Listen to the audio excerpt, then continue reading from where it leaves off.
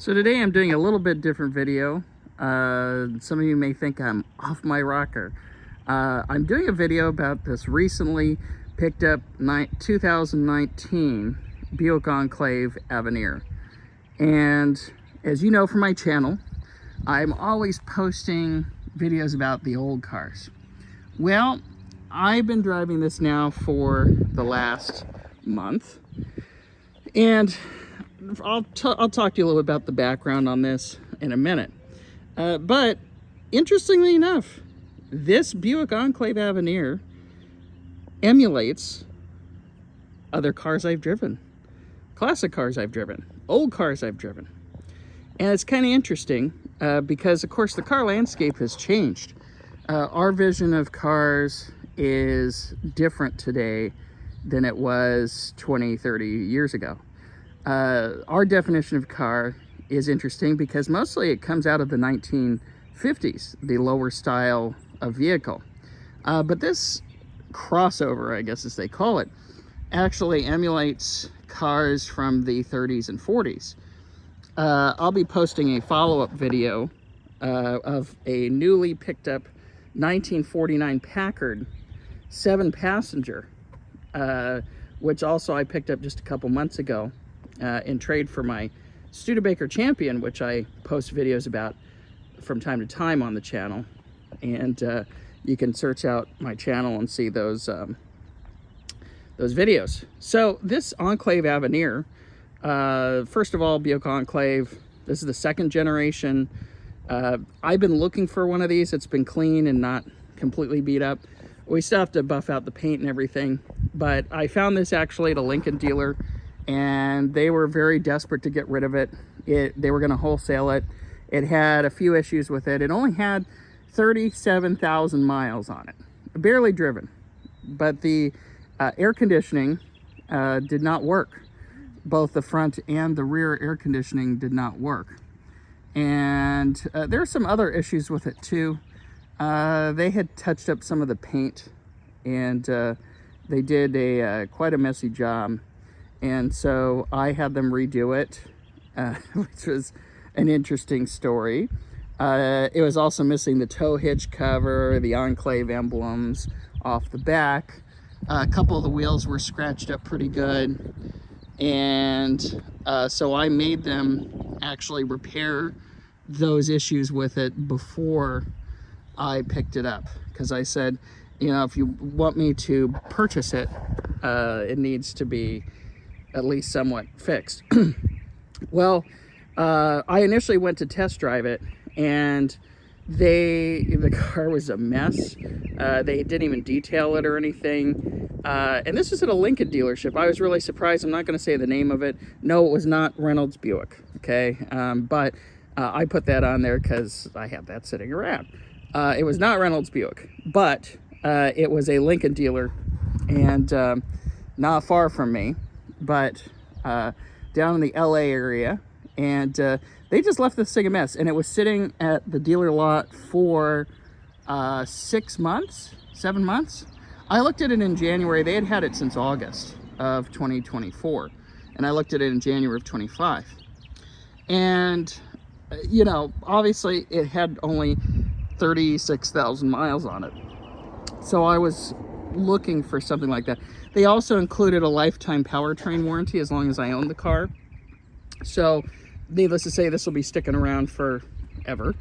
And I also purchased a bumper-to-bumper warranty from Lincoln directly, which has already come into handy, and I'll talk to you about that in just a minute. But this Enclave Avenir, interestingly enough, I test drove it. I really liked it. And I didn't like the Aviator very much. Also the Aviator, which is also 3 seats. Cadillac doesn't make anything this size. It's three rows. Lincoln does. It's the Aviator.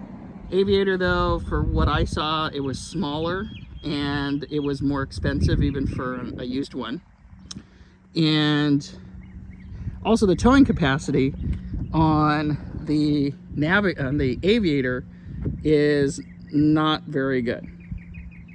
And so, needless to say, I started looking elsewhere. And because the towing capacity on the Aviator, I think, is 2,500 pounds. The Enclave, sorry about that, it came out of focus a little bit. The Enclave is 5,000. So I was looking for one with a tow package, and I was looking for one that was fully loaded. I didn't care about the all-wheel drive either way. This is California, so needless to say, I don't get a lot of snow here. And even if I did, I've driven through before in front-wheel drive. So this left me to the Enclave. So I found this one at this Lincoln dealership in down in Los Angeles area. And I won't say who they are, but my experience was very interesting. So I went there, test drove it, and it only had one license plate on it. It was missing the bracket. The rear tinting was damaged. The wheels were damaged. There were some scrapes on the mirrors. The back, like I mentioned earlier. But I liked it. And so the salesman, I test drove it. I said, well, you know, if these things are fixed, we could see what we can do. You know, and I only went to this extent because how often do you find something with 36,000 miles on it? And the price was a steal. It was about $7,000 less than every single other one listed in my general vicinity. And all the other ones that were listed were not the Avenir trim, which the Avenir trim is the highest trim level. And it comes with everything. It has the sensors, the blind spot sensors, the camera, the parking camera thing where you can see the above view. Of course, you guys know all the technical terms for these, but it has the sensor in the front that'll brake, the braking, the automatic braking. It has everything. And it had the tow package, which is what I was looking for. So the salesman told me, yeah, we'll go ahead and figure out something. And didn't hear anything. They were basically giving me the cold shoulder. Turned out that their used car manager had allowed about 300 used cars on their lot, and they were all sitting there.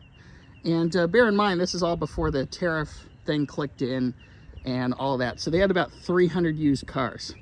Their lot, as I came to find out later, should only have about 100.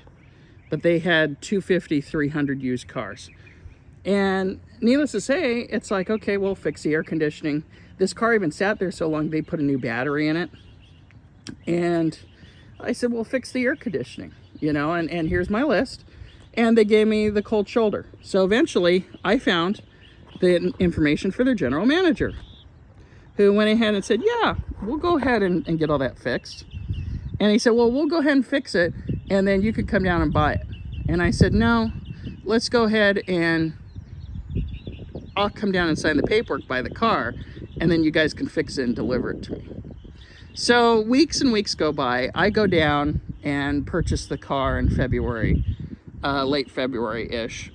And weeks go by, and they have my car. And I'm trying to figure out what the heck is going on with the car. And needless to say, it was a good price, and I had purchased it. It was my car. And so we did the sales paperwork, the warranty, so on and so forth. And found out, okay, yeah, it's done. Okay, great. So one Saturday morning, they bring it out to me. The guy drops it off, gives me the key, and says, thank you, you know, for your business, and leaves. I jump in the car just to kind of reposition, and I drive it around the block, and I come to find that the air conditioning was not fixed at all. I also come to find out that the shade clip, which was also to be replaced as part of the deal, was also not replaced. And it's riveted in, so I couldn't just buy another one and screw it in. So, yeah, and it's better for someone else to touch it. I know you can have a pop that do the pop rivet and the whole thing, but anyway, so they dropped this thing off, so that stuff wasn't fixed. So I called the general manager and I said, so what are you guys trying to pull here? We have it on the contract that this stuff was supposed to be fixed. So he said, okay, we'll take it up to your local Buick dealer. And I said, okay. And he said, we'll write a check to get it fixed. So I take it up to Reynolds, and it's up there for about a week. and they find out that the rear air conditioning is no good, the evaporator core or whatever. Oh, and they also delivered the car without the trailer hitch cover, which was another thing that they were expected to deliver as well. And so the general manager of the Lincoln dealer said, yeah, well, we'll go ahead and order one of those trailer hitch covers. So they kept painting the hitch cover, and it kept turning out to be the wrong color. I'm like the color of the car, not the color of the bumper. And right now it's a little darker because, of course, obviously it was just painted than the rest of the bumper. But you can tell it's a little bit of a gray color compared to the black of the car. And so anyway, so finally we go ahead, and the Buick dealer is telling me, yeah, it's the air conditioning's no good, and it's going to be $2,500 because they have to tear apart apparently the entire back end of the car in order to replace the rear evaporator core. And so they tear apart the whole back end. Excuse me. It's allergy season, so I have a little bit of allergies. But anyway, they tear apart the whole back end and replace the evaporator core. I pick it up. This air conditioner is still hissing. It's working now, but it's hissing. And so I take it back, and it turns out that the front evaporator core is also shot. Apparently, they said it appears that someone attempted to overfill the AC unit. And therefore, as a result of overfilling the AC unit, they basically blew out the whole system. So they had to replace the front evaporator core as well. The Lincoln dealer said, well, we're not paying for that.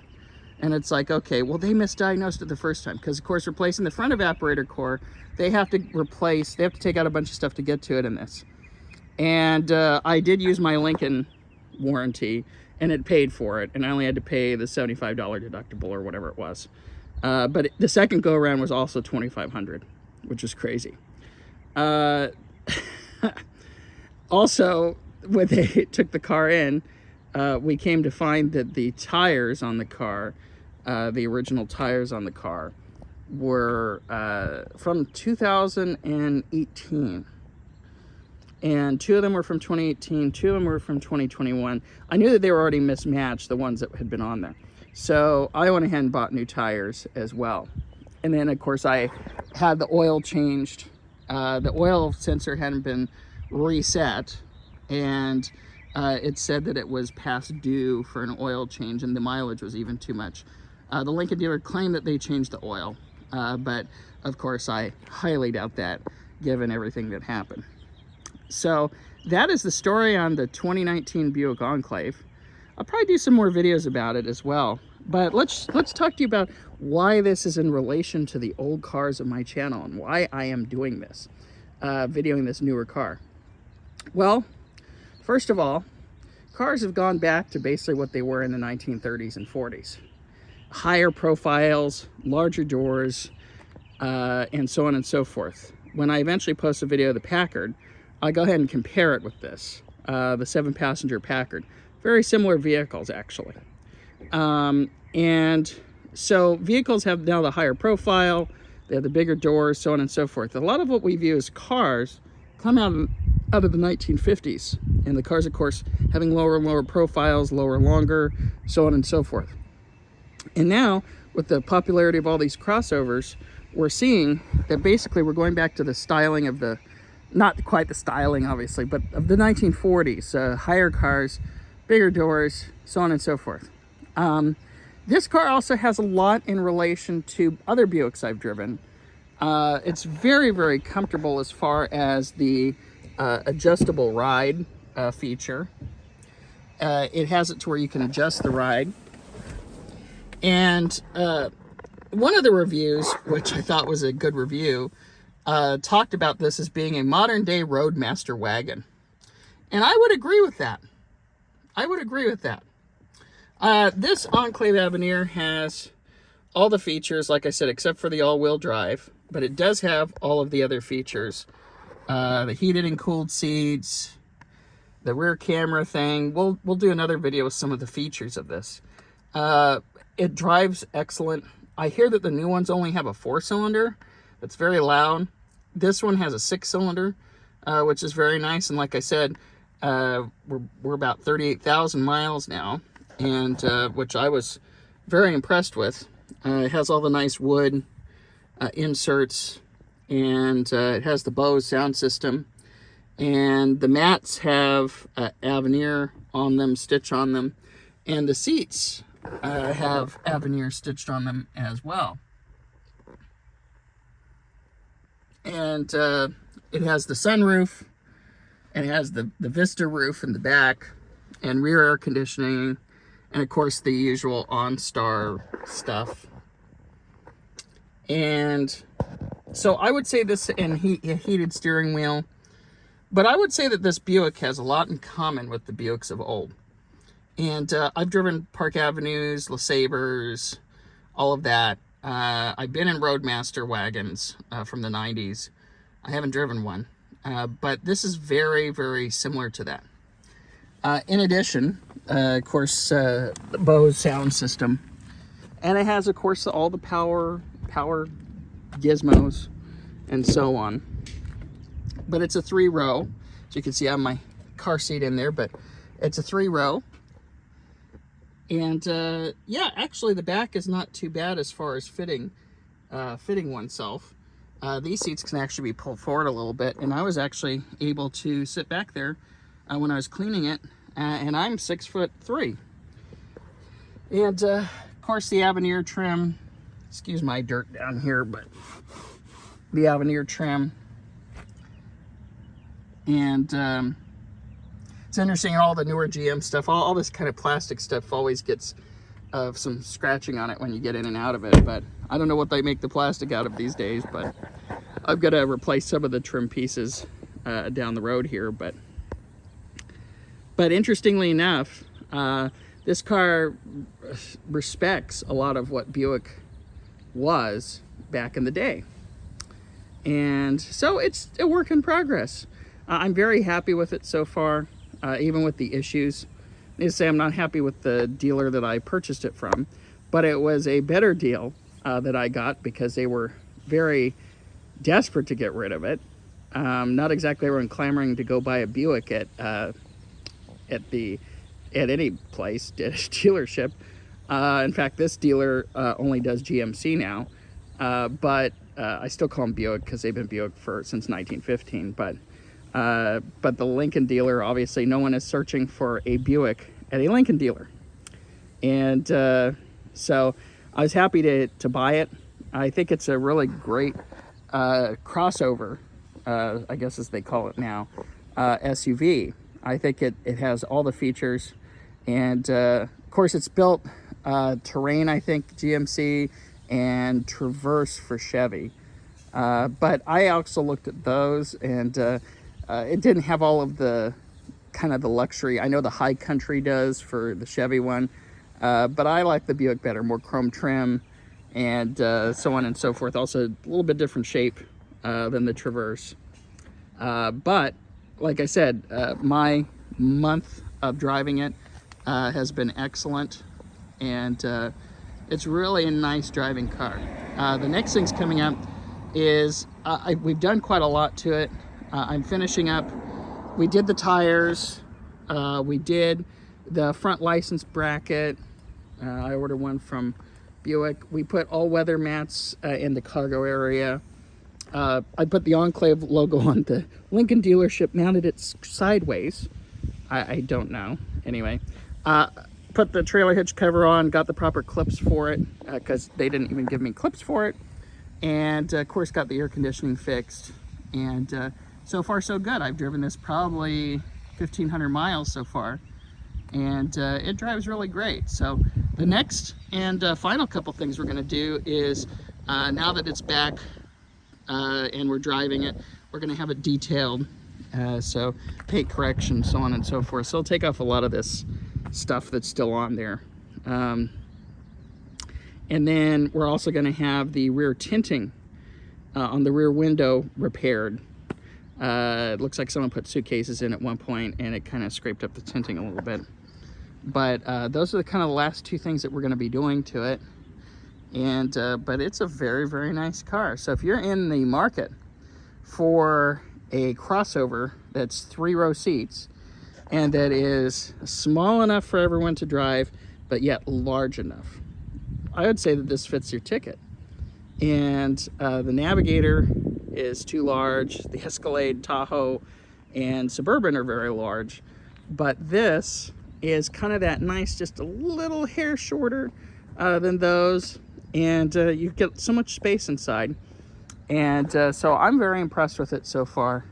And there's cool little touches too, which I'll do another video eventually, but there's Buick emblems in the headlights. There are, you know, all sorts of little things that really make this stand out as a Buick versus the Chevy or the GMC versions.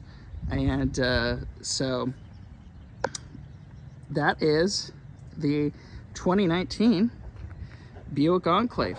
So please like and subscribe to my videos. Hope you enjoyed the story of this one, and also my experience at this Lincoln dealer. I was very surprised about my experience, just owing to the fact that you know, Lincoln dealer, you expect service a little better than what I received. And you may say, well, that's a used car. And that's a several-year-old used car, and this and that. Yes, but I could just as easily come in and buy eventually something else from them. And, you know, and basically they've probably won't be going back, needless to say. But even with this Enclave Avenir, even though it was priced less than some of the others out there, they let's just say when we had a contract to repair things, they should have had them fixed. So very interesting experience with that. Maybe one of these days I will give you a video of my wife's Audi and talk about her experience with that dealer that we bought that one from. But that, of course, is a story for another day. Well, hope you have a wonderful day, and thanks for watching, and please check out my other videos.